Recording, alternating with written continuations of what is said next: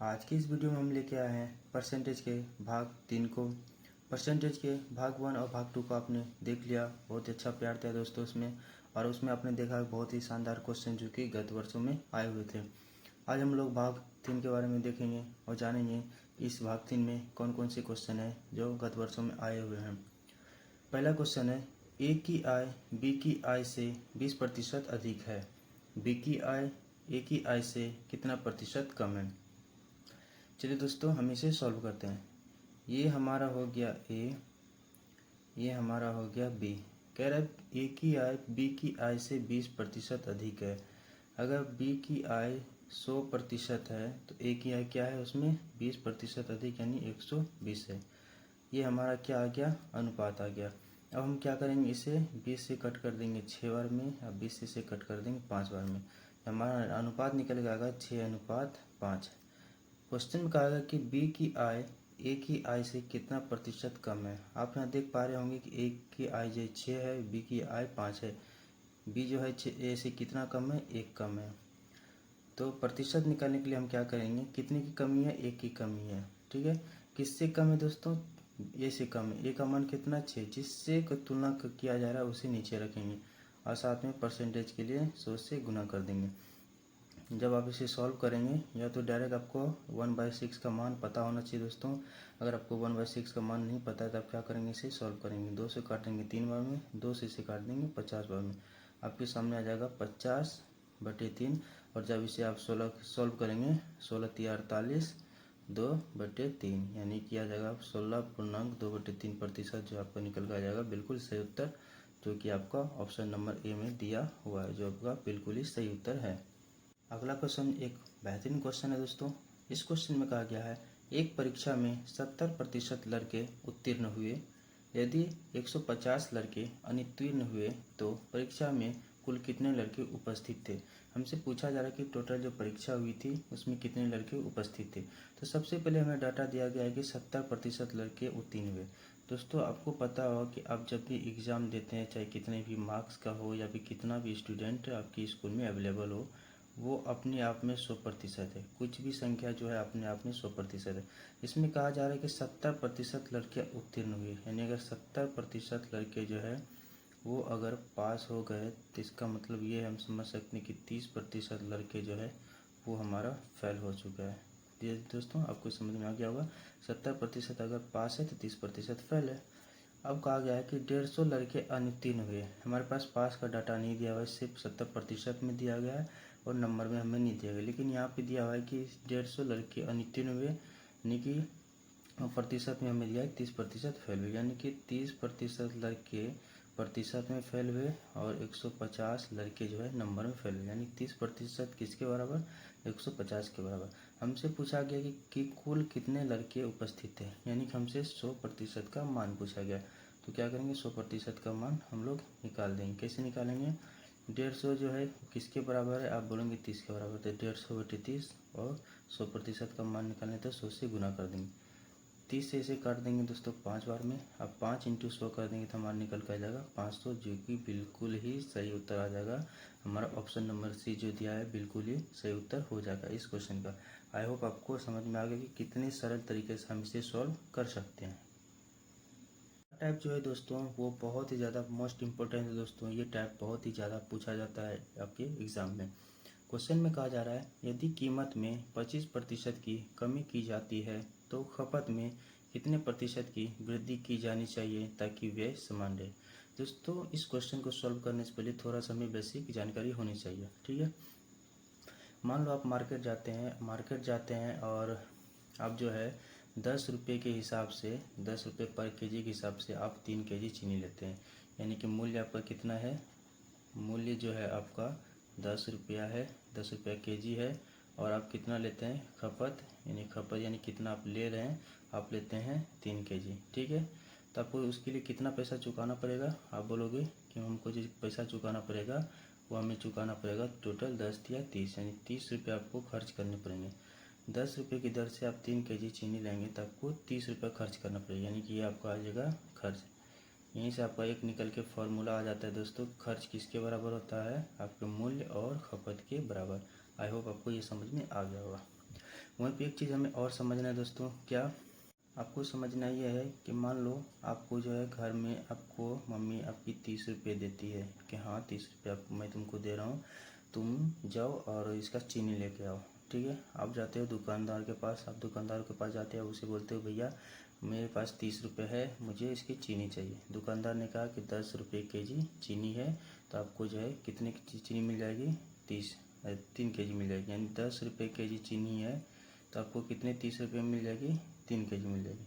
आपको समझ में आ गया दोस्तों? आपके पास 30 रुपये थे, आपको घर से मम्मी ने 30 रुपये दिया, आपको दुकानदार के पास गए, दुकानदार से आपने बोला कि कैसे केजी चीनी है, तो दुकानदार ने बोला कि 10 रुपये केजी चीनी है, तो आपकी 30 रुपये में कितने लेकर आओगे?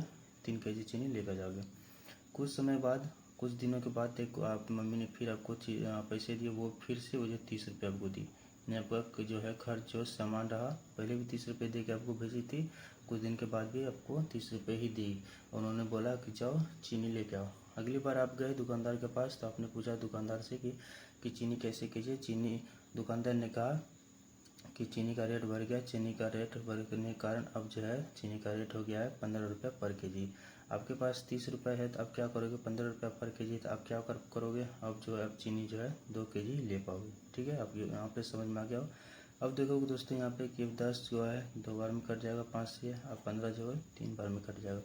यानी कि आप जो टोटल देख पा रहे होगे यहाँ पे कि ये हो गया 2:3, 3:2। ये जो हो गया दोस्तों, ये क्या आपका हो गया? ये आप देख पा रहे होंगे दोस्तों, आपका मूल्य और जो खपत है ये आपस में क्या हो गया? उल्टा हो गया। ये आपका मूल्य था, ये आपका खपत था, ये आपका मूल्य था, ये आपका खपत था, जो क्या हो गया? आपस में उल्टा हो गया। यानी मूल्य अगर 2 रुपये है तो खपत 3 है, और मूल्य अगर 3 है तो खपत 2, यानी आपस में उल्टा हो गया। तो मैं आपको यही समझाना चाह रहा हूँ दोस्तों कि मूल्य और खपत जो है आपस में उल्टा होता है।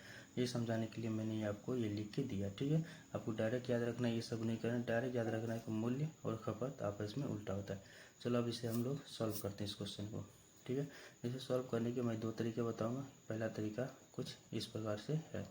क्वेश्चन में कह रहा है 25% की कमी की जाती है। 25% को सबसे पहले आपको क्या करना है? फ्रैक्शन में तोड़ लेना है। ठीक है, 25% को फ्रैक्शन में तोड़ने के लिए क्या करोगे? 25 बटे प्रतिशत का हटाओगे तो प्रतिशत का 100 लिख दो। 25 एकम 25, 25 चौके 100, यानी कि 1/4 आ जाएगा।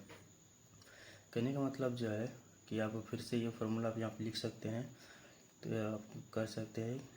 ये हो गया आपका मूल्य, ये हो गया आपका खपत। दोस्तों कहा गया था इसमें कि कीमत में 25% की कमी, यानी कि मूल्य में जो 25% की कमी, यानी अगर पहले 4 थी तो अब 4 से क्या कर दिया? 1 कम कर दिया, तब एक कितना हो गया? ये 3 हो गया। मैंने आपको थोड़ा देर पहले बताया था मूल्य और खपत जो आपस में उल्टा होता है, तो क्या हो जाएगा? खपत कितना हो जाएगा? 3 और 4, ये अनुपात में आ जाएगा। अब क्वेश्चन में कहा जा रहा है कि खपत में कितने प्रतिशत की वृद्धि की जानी चाहिए। यानी पहले खपत कितनी थी? 3, अब कितनी हो गई? 4, तो कितनी की वृद्धि की गई? अब बोलोगे 1 की वृद्धि की गई। कितने पे वृद्धि की गई? 3 पे वृद्धि की गई। और प्रतिशत के लिए क्या करोगे? 100 से गुना कर दोगे। अब जब इसे सॉल्व करोगे तो आपको डायरेक्ट पता होना चाहिए 1/3 का मान जो होता है वो हो जाता है आपका 33.33%। और अगर आप इसे नहीं सॉल्व करोगे तो आप 100 में 3 से भाग दोगे तो आपका ये आंसर आ जाएगा, जो कि ऑप्शन नंबर डी आपका निकल के आ जाएगा। ये था दोस्तों पहला मेथड। अब चलिए दूसरा मेथड बताता हूँ, जो बहुत ही ज़्यादा आसान है। दूसरा मेथड तब आपका अप्लाई होगा जब आपका जो व्यय, जो आपका खर्च जो है वो आपका समान रहेगा। ठीक है, जब समान रहेगा तब भी आप इस मेथड को लगा सकते हैं। मेथड क्या कहता है कि सबसे पहले 25% की कमी, 25% की कमी से हम वही करेंगे, 25% लिखेंगे, इसका हम लोग क्या करेंगे? फ्रैक्शन तोड़ेंगे। 25 बटे 100, 25 से कम 25, 25 चौके 100, यानी कि हमारा निकल के आ जाएगा 1/4। ठीक है, यहाँ कह रहा है कि कमी कह रहा है तो यहाँ क्या कर देंगे? माइनस। अब बस एक स्टेप में इसका आंसर आने वाला दोस्तों। क्या करना है? यहाँ पे माइनस है तो आपको क्या करना है? आगे यहाँ पे अगला स्टेप में प्लस लिखना है। 1 का आपको 1 कर देना है। ठीक है, उसके बाद क्या कर रहा है? कमी हो रहा है तो 4 में से 1 हटा देंगे, क्या हो जाएगा? 3। और आप देख पा रहे होंगे 1/3 आ गया। अब इसको क्या करना है? प्रतिशत में बदल के 1/3 इंटू 100 कर देंगे, और इसको भी जब आप सॉल्व करेंगे तो 33.33% आ जाएगा, जो बिल्कुल ही सही उत्तर है, तो कि कुछ ही लाइन में आपका निकल के आ गया ऑप्शन नंबर डी।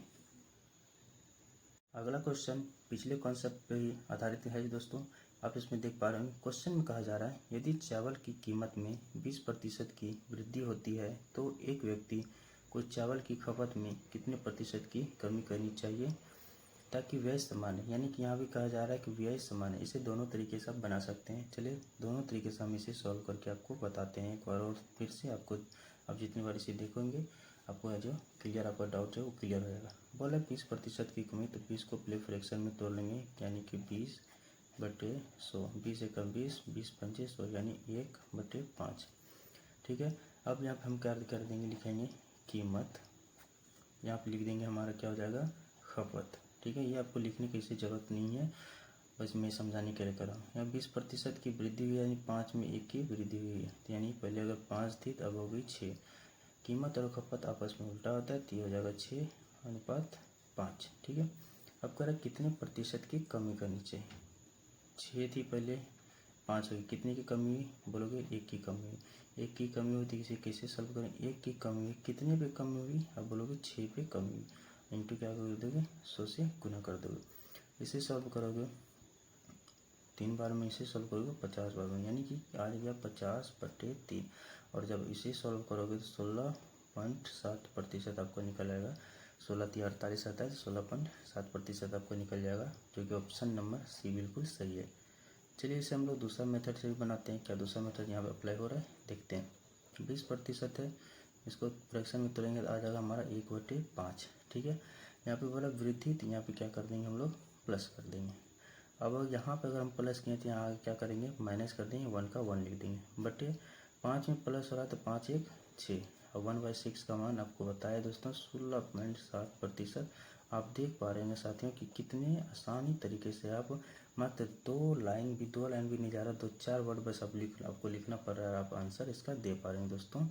तो आई होप आपको ये समझ में आ गया होगा। चलते हैं आप नेक्स्ट क्वेश्चन की तरफ।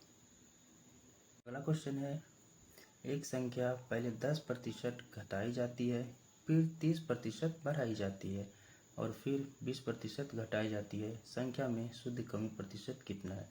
दोस्तों एक बात का आप ध्यान रखेंगे, जब भी इस प्रकार का डाटा आपके पास सामने निकल के आएगा, इस प्रकार का क्वेश्चन आएगा, पहले घटाया फिर बढ़ाया फिर घटाया, तो आप इसमें सक्सेसिव लगाओ या फिर आप इसमें जो आप रेशियो मेथड से कर सकते हो। तो सक्सेसिव यहाँ लगाने से थोड़ा आप कैलकुलेटिव हो सकता है। तो आपको क्या करना है, यहाँ पे आपको यहाँ पे करना क्या है, आप यहाँ पे रेशियो मेथड लगाएंगे। देखो 10% है, 10% को सबसे पहले फ्रैक्शन में तोड़ेंगे। देखो दोस्तों समझाने के लिए मैं फ्रैक्शन में तोड़ रहा हूँ, या तो डायरेक्ट में भी लिख सकता था, तो 1/10, 1/10 हो गया। ठीक है, अगला है 30%। 30% को हम लोग फ्रैक्शन में तोड़ेंगे, 30/100, 0 0 चला गया यानी 3/10। अगला है 20%, 20 को तोड़ेंगे 20/100, एक बार में 5 बार यानी 1/5। अब क्वेश्चन कह रहा है कि देखना है दोस्तों, ध्यान से पढ़ना है, पहले 10% घटाई जाती है, यानी पहले अगर 10 थी उसे 1 घटाया गया, क्या हो गया 9 हो गया। ठीक है, आगे कह रहा है कि 30% बढ़ाई जाती है, यानी पहले अगर 10 थी तब क्या कर गया 3 इसमें बढ़ा गया, यहाँ 10, यहाँ क्या हो जाएगा हमारा 13। उसके बाद क्या है लास्ट में 20% घटाई जाती है, यानी पहले 5 थी तब क्या कर दिया घटा के 4 कर दिया, यहाँ 5 थी तब घटा के कितना कर दिया 4 कर दिया। ये हमारा रेशियो निकल के आ गया दोस्तों। अब इसे हमको क्या करना है कैलकुलेट करना है, 10 × 10 100, 100 × 5 500 हमारा निकल के आ गया। अब यहाँ देखोगे दोस्तों 9 चौके 36 होता है, और 9 चौके 36 होगा, उसमें से 9 से गुना 9 चौके 36 हो गया। अब इसे गुना करेंगे, 9 चौके 36 गुना 13 करेंगे तो आपको सामने निकल कर जाएगा 468। ठीक है, अब यहाँ देख पा रहे होंगे कि कमी हुई है, जी हाँ, पहले 500 थी तो अब क्या हो गई 468। कितनी भारी गिरावट होगी, कितनी की गिरावट होगी दोस्तों, आप बोलोगे कि भैया 32 की गिरावट हो गई। ठीक है, 32 की गिरावट हो गई। तो आगे सॉल्व करेंगे कि 32 की गिरावट हो गई, कितने की गिरावट हुई, आप बोलोगे कि 500 की गिरावट हुई, 500 की गिरावट, और प्रतिशत के लिए क्या करेंगे 100 से गुना, 2 0 से 2 0 चला जाएगा। अब यहाँ हमारा बच जाएगा तो 32 में 5 से भाग देंगे, 6 पंचे कितना हो जाएगा हमारा 30 हो जाएगा, बचेगा 2 पॉइंट लगाएंगे 20, और उसके बाद क्या हो जाएगा 4 यानी 6.4, या फिर आप इसे लिख सकते हैं 6.2/5%, जो कि आपका ऑप्शन नंबर जो है ऑप्शन नंबर बी में दिया गया है बिल्कुल सही उत्तर है दोस्तों। एक बार मैं इसे फिर से शॉर्ट में समझा देता हूँ। 10% घटाई गई थी, 10 में 1 घटा दिया, 10 से 9 हो गया। 30% बढ़ाई गई थी, 10 में 10 से 3 बढ़ा दिया, 13 हो गया। 20% घटाई दी तो 5 में 1 घटा दिया, 4 हो गया। इसे कैलकुलेट की, इसे गुना, इस साइड को गुना किए 500, इस साइड से गुना किए 468। कितने की कमी होगी? 32 की कमी होगी। कितने पे कमी हुई? 500 पे कमी और प्रतिशत के लिए 100 से गुना कर दी, 2 जीरो से 2 जीरो चला गया। इसके बाद 32 में 5 से हम भाग देंगे तो इस तरह से हमारा ये प्रतिशत निकल गया। लेकिन यहाँ पे जो है जो भी बट्टे में दिया हुआ था, इसलिए हमें बट्टे में से तोड़ दिया, तो 6.2/5 जो कि ऑप्शन नंबर बी बिल्कुल सही उत्तर है। आई होप आपको जो समझ में आ रहा होगा, आप आसानी से इसे सॉल्व कर पाएंगे दोस्तों।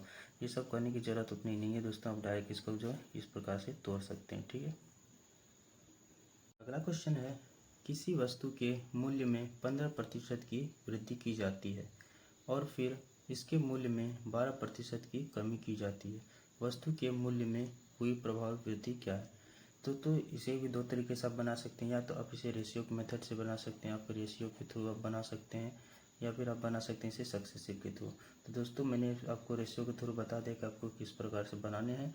अब मैं आपको बताता हूँ कि सक्सेसिव किस प्रकार से लगाने होते हैं इस तरह के क्वेश्चन में। आप रेशियो से भी बना सकते हैं। चलो पहले मैं इसे सक्सेसिव बताता हूँ, सक्सेसिव से किस प्रकार से क्वेश्चन को बनाया जाएगा। ठीक है, तो सबसे पहले हमें वही काम करना है कि 15% बोला गया, तो इसे फ्रैक्शन में क्या करना है? तोड़ना नहीं है। ये सारी चीज़ को फ्रैक्शन में नहीं तोड़ना है। आप रेशियो जब मेथड से बनाओगे 15% को 12% को आप रेशियो में तोड़ोगे, उसके बाद उसका आगे कैलकुलेट करें। यहाँ पे हम लोग सक्सेसिव लगाने में, सक्सेसिव का दोस्तों एक फार्मूला होता है, ये होता है आपका a plus B plus a into B बटे 100। अब दोस्तों इसमें ध्यान रखने वाली बात यह है कि आप जरूरी नहीं कि सब जगह प्लस होगा। जहाँ पे अगर हानि हो रही है या फिर कमी हो रही है तो वहाँ पर आप माइनस लगाएंगे, जहाँ पे वृद्धि या फिर लाभ हो रहा है वहाँ पे प्लस लगाएंगे। तो क्वेश्चन में कह रहा है 15% की वृद्धि होती है, यानी कि 15 की वृद्धि यानी प्लस। ठीक है, प्लस हो जाएगा, माफ करना दोस्तों, प्लस हो जाएगा। ठीक है, उसके बाद कह रहा है कि इसके मूल्य में और फिर इसके मूल्य में 12% की कमी, यानी कि 12 की कमी यानी कि माइनस कर देंगे।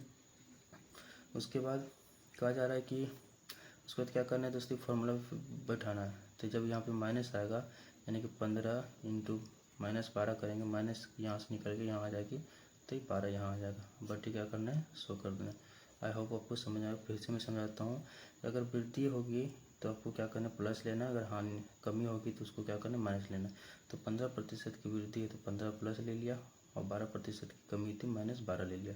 ठीक है, यहाँ पे 15% की वृद्धि यानी कि ए इंटू बी के, बी का मान माइनस था तो यहाँ से माइनस हट के यहाँ आ गया। ठीक है, वैसे हम लोग क्या करते हैं? कैलकुलेट कर लेते हैं। 15 में से 12 गया, 3 हो गया, माइनस 15 गुना 12 करोगे तो आपको निकल कर आ जाएगा 180, बट क्या आ जाएगा? 100।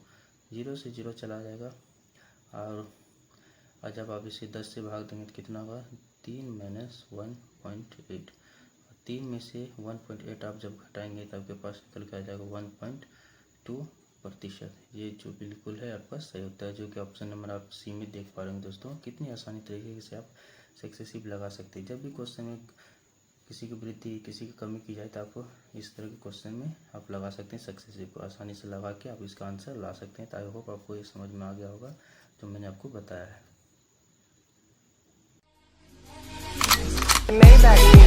Can anybody out there hear me? Hear me?